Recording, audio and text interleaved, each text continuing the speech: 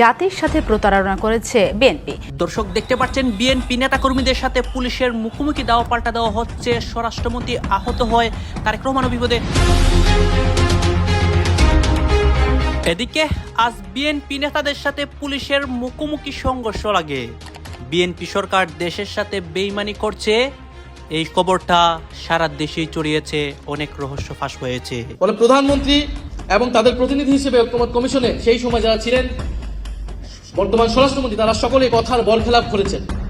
তারা তাদের নিজেদের দলীয় ইস্তিহার দেওয়া সেই ইস্তিহারের বরখেলাপ করেছেন, জুলাই সনদের বরখেলাপ করেছেন এবং গণভোটের গণরায়কে তারা বৃদ্ধাঙ্গুলি দেখিয়েছেন। এটা সকলের কাছে এটা স্পষ্ট হয়েছে, এটা আমাদের দুর্ভাগ্য। আজকে জুলাইয়ের প্রোডাক্ট আমরা। জুলাই নাই, আমরাও নাই। জুলাই আছে, আমরা আছি। জুলাই আছে, সরকার আছে। জুলাই আছে, বিরোধী দল আছে। জুলাই নাই, কিছুই নাই। গণভোটের গণরায়ের মাধ্যমে জুলাইয়ের আকাঙ্ক্ষা ইনশাল্লাহ বাস্তবায়ন হবে। বিএনপিকে বাধ্য করার চূড়ান্ত সিদ্ধান্ত নিয়েছে জামাত জোট এবং বিএনপির বিরুদ্ধে একমাত্র করণীয় কিভাবে বিএনপিকে বাধ্য করা যায়, বিএনপিকে কিভাবে সাইজ করতে হয়, লাইনে আনতে হয়, এটা জামাত জোট একদম চূড়ান্ত করে ফেলেছে, ফাইনাল করে ফেলেছে। করণীয় একটাই, দ্বিতীয় কোনো অল্টারনেটিভ নেই। আমি বলি কি যে বর্তমান সরকারকে একটা ভূতে ধরেছে। এটা হলো শেখ হাসিনার ভূত। যেই ভূত শেখ হাসিনাকে ধরেছিল, শেখ হাসিনা বিতাড়িত হওয়ার পর থেকে সেই ভূত এখন বর্তমান বিএনপির ঘাড়ে সওয়ার হয়েছে। বিএনপি দল তাদের কার্যক্রমের জন্যই আজকে কঠিন তুপের মুখে পড়েছে। বিএনপি সরকার যখন ক্ষমতায় বসেছিল, এরপর থেকেই এদের কার্যক্রম নিয়ে দেশের প্রত্যেকটা জনগণ সরাসরি বলছিল যে বিএনপি সরকার আওয়ামী লীগের মতো স্বৈরাচারী শুরু করেছে, শেখ হাসিনার মতো স্বৈরাচারী শুরু করেছে। আজকে দেখতে পারি যে এদেরকে সরাসরি অ্যাকশন নেওয়া হচ্ছে এবং জামাতের প্রত্যেকটা নেতাকর্মীরা দেশের সবার সামনে সরাসরি বিএনপির বিরুদ্ধে অ্যাকশন নিচ্ছে। আপনারা সম্পূর্ণ ভিডিও দেখবেন। এই মুহূর্তে রাজপথের অবস্থা এবং বিএনপির অনেক নেতাকর্মীদের যে খারাপ অবস্থা হয়, সবকিছুই দেখতে পারবেন এই একটি নিউজ প্রতিবেদনের মাধ্যমে এবং অনেক তথ্য দেখতে পারবেন যে তথ্যগুলা বিএনপির বিরুদ্ধে পরিকল্পনা হচ্ছে। আজকে জুলাইয়ের প্রোডাক্ট আমরা। জুলাই নাই, আমরাও নাই। জুলাই আছে, আমরা আছি। জুলাই আছে, সরকার আছে। জুলাই আছে, বিরোধী দল আছে। জুলাই নাই, কিছুই নাই। গণভোটের গণরায়ের মাধ্যমে জুলাইয়ের আকাঙ্ক্ষা ইনশাল্লাহ বাস্তবায়ন হবে। প্রশ্ন আসে, কে দড়ি টানে? সেই দড়িটা কোথার থেকে টান দেওয়া হয়? জাতি বুঝে। আপনারা বুঝেন না? আজকেও আলোচনা এখানে এসেছে যে ওই ঘুড়ির নাটাইটা কোথায়, ওখান থেকেই এটা নাড়াচাড়া করা হচ্ছে। এই জন্য অস্থিরতা। এক সময় গণভোট হারাম, আরেক সময় না, এটা অর্ধেক হালাল। এক সময় একই অর্ডারের গুস্ত হালাল, কিন্তু শুরুয়াটা জুলটা তার হারাম। আমরা এটা পার্লামেন্টেও বলেছি। হ্যাঁ, আপনারা দেখেছেন আমাদের কণ্ঠ দমিয়ে দেওয়ার চেষ্টা করা হয়েছে। আমরাও সমানতালে চালিয়েছি আলহামদুলিল্লাহ। সুযোগ পাই না পাই আমরা কণ্ঠ বন্ধ করিনি, কারণ জনগণ আমাদেরকে তো তাদের অধিকারের পক্ষে কথা বলতে সেখানে পাঠিয়েছে। মুখ বন্ধ করে, আমাকে বিশেষ করে মুখ বন্ধ করে সুপার গ্লু দিয়ে ওখানে বসার জন্য জনগণ আমাকে পাঠায়নি। জনগণ আমাকে পাঠায়নি যে আমার ছবিটা সংসদ টিভি এবং বিটিভিতে উঠবে আর সারা দুনিয়া দেখবে। জনগণ পাঠিয়েছে আমি কি বলি সেটা জনগণ শুনতে চায়। আমার সহকর্মীরা, সহযোদ্ধারা, বিরোধী দলের এমপিরা জনগণের অধিকারের পক্ষে কি করে সেটা জনগণ দেখতে চায়।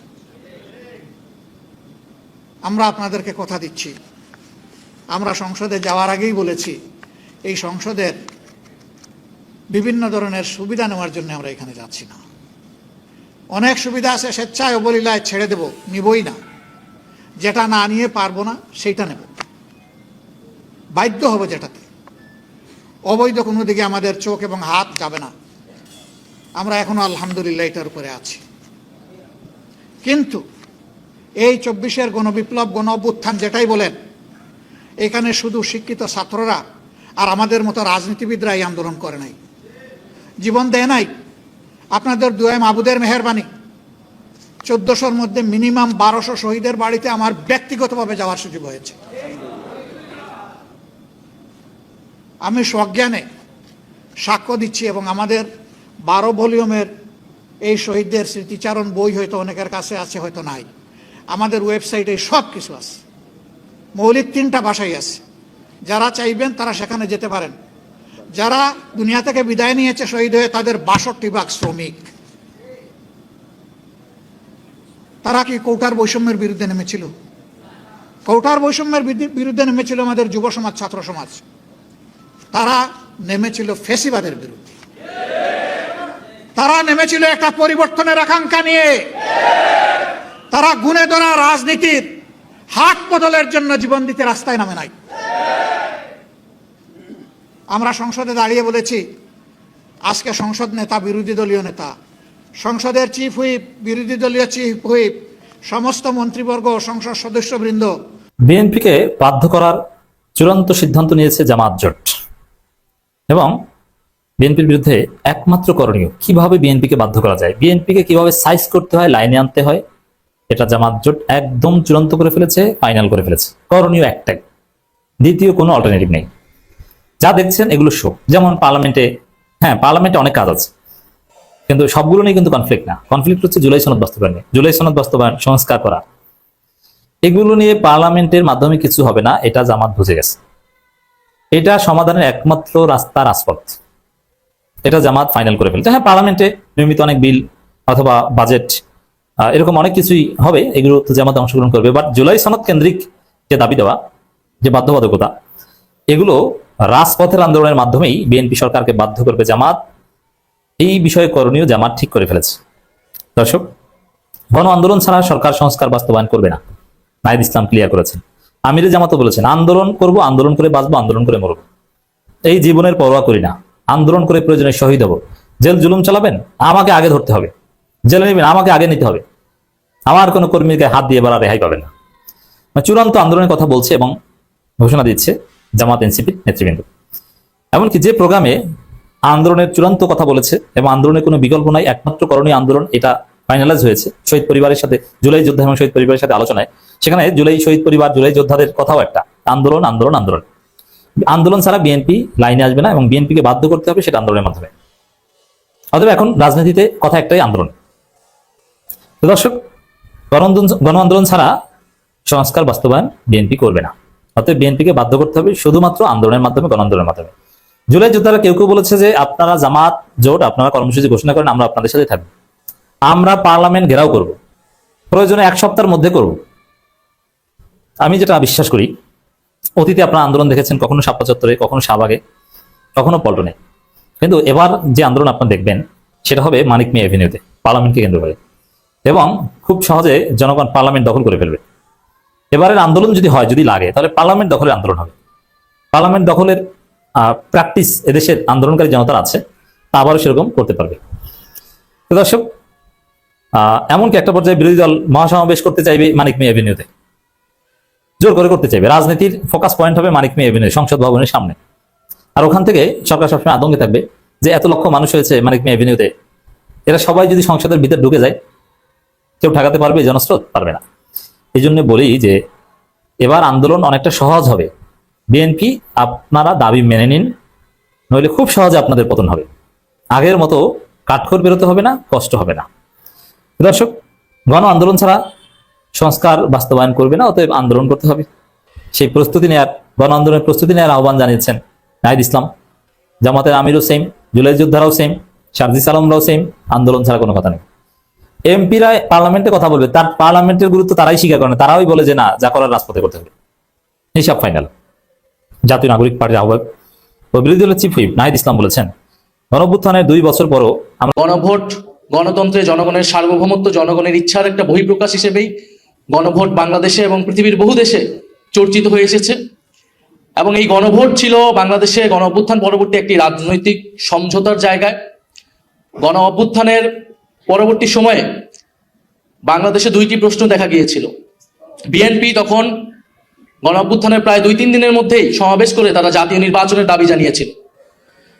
এবং বৈষম্যবিরোধী ছাত্র আন্দোলনের পক্ষ থেকে যারা গণ অভ্যুত্থানে আমরা ছিলাম, আমরা বলেছিলাম যে জাতীয় নির্বাচন আমরা চাই, তবে এই গণ অভ্যুত্থান কেবল নির্বাচনের মাধ্যমে ক্ষমতার পরিবর্তনের, হাত পরিবর্তনের জন্য এই গণ অভ্যুত্থান হয়নি। ফলে রাষ্ট্র সংস্কারের দাবি ছিল এই গণ অভ্যুত্থানের অন্যতম দাবি, যেখানে ফ্যাসিবাদী ব্যবস্থার বিলোপ হবে, একটা নতুন বন্দোবস্ত হবে, যেখানে স্বৈরাচার আর বারবার ফিরে আসবে না। এই জন্যই সংস্কার এবং রাষ্ট্র মেরামতের দাবি, যেটা দিয়ে ফ্যাসিবাদকে বিলোপ করা সম্ভব হবে বলে আমরা একমত হয়েছিলাম। ফলে আমরা চেয়েছিলাম ফ্যাসিবাদের বিলোপ, আমরা চেয়েছিলাম নতুন সংবিধান, বিএনপি চেয়েছিল নির্বাচন। ফলে একটা সমঝোতায় আসা হলো ঐক্যমত কমিশনের মাধ্যমে। সেই সমঝোতা হলো সংস্কার। আমরা নতুন সংবিধান গণপরিষদের দাবি থেকে আমরা সংস্কার পরিষদের জায়গায় ঐক্যমত হলাম। বিএনপিও নির্বাচনের জায়গা থেকে কিছুটা সরে এসে অনেকগুলো সংস্কারে ঐক্যমত হলো বাধ্য হয়েও। সেই জায়গা থেকেই গণভোট হলো। কিন্তু গণভোট পরবর্তী সময় আপনারা সবকিছুই দেখছেন যে কিভাবে গণভোটের গণরায়কে অস্বীকার করা হয়েছে। বিএনপি এখন একটা কৃত্রিম বিরোধ বা সংকট তৈরি করছে যে জুলাই সনদ বনাম জুলাই আদেশ।